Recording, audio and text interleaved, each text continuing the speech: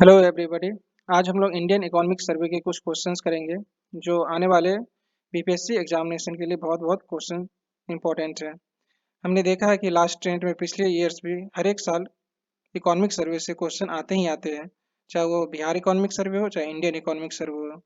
तो last year के trend को हम फॉलो करते हुए इस तरह से क्वेश्चंस को डिजाइन किया गया है कि लगभग उसी पैटर्न पे मैंने क्वेश्चंस को डिजाइन किया है। चलिए हम लोग स्टार्ट करते हैं। With respect to budget 2024-25, consider the following statement. A total budget of 41.28 lakh crore was presented, which 3.8 lakh crore more than last year. तो इस साल जो बजट का 41.28 लाख करोड़ का बजट प्रेजेंट हुआ है जो 3.18 लाख करोड़ से थोड़ा अधिक है। India's growth rate in the financial year 2024 was 8.2%. Fiscal deficit is estimated to be 4.9% of the GDP. In the budget, Bihar got assistance of about 59,000 crore rupees and Andhra Pradesh got assistance of 15,000 crore. So choose the correct statement. So correct answer is D. Means ki all the statements are true. Okay. With reference to budget 2024-25, consider the following statement. 1 crore youth will be get internship opportunity in 500 top companies in 5 years. Okay. Mudra loan. To promote MSME, Mudra loan under the Tarun category has been increased from Rs 10 lakh to 20 lakh. It has been decided to extend the Pradhan Mantri Garib Kalyan Yojana for 5 years.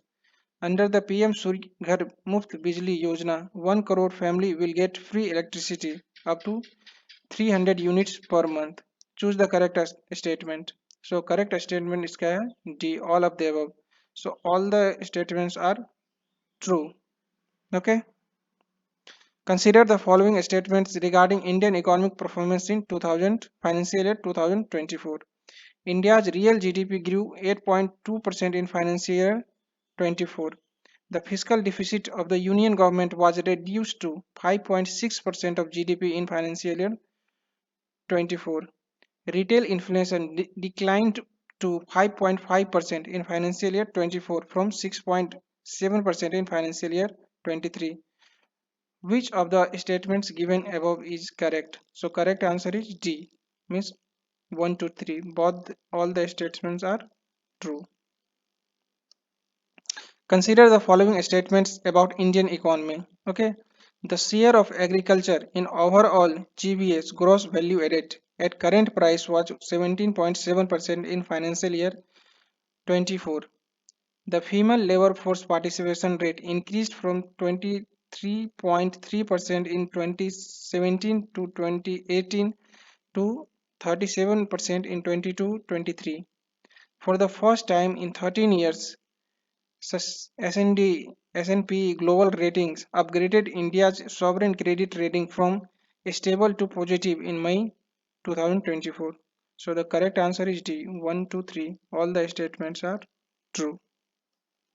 In the context of Indian economic outlook, which of the following is not mentioned as a potential downside risk? Okay, escalation of geopolitical conflicts, increased fragmentation along geopolitical lines, slowing down the hiring in the information technology sector, and decline in domestic consumption demand. So correct answer is D. So this one is the correct answer. Decline in domestic consumption demand. Consider the following statements. The global economy registered a growth of 3.2% in 2023, which was higher than 2022. Global foreign direct investment flows increased in 2023 compared to 2022. Global general government fiscal deficit rose by 1.6 percent point in 2022 compared to previous year. Which of the following statements are correct? So correct answer is B. 1 and 3. 1 and 3 are the correct answer. Consider the following statements. India's social welfare approach has shifted from input-based approach to outcome-based empowerment. The monthly per capita consumption expenditure in 2022-23 increased in real terms in both rural and urban areas over 2011-12. there has been an increase in the hand count ratio of multidimensionally poor between 2015-16 and 2022-23. Correct answer is 1 and 2. Both are the correct answer. The GIFT International Financial Service Center is unique because it is designated as a resident zone under the Foreign Exchange Management Act. It is under the regulatory purview of dedicated and unified financial regulator. It has a separate tax regime. Select the correct answer using the code below. Answer is D. So all the statements are true.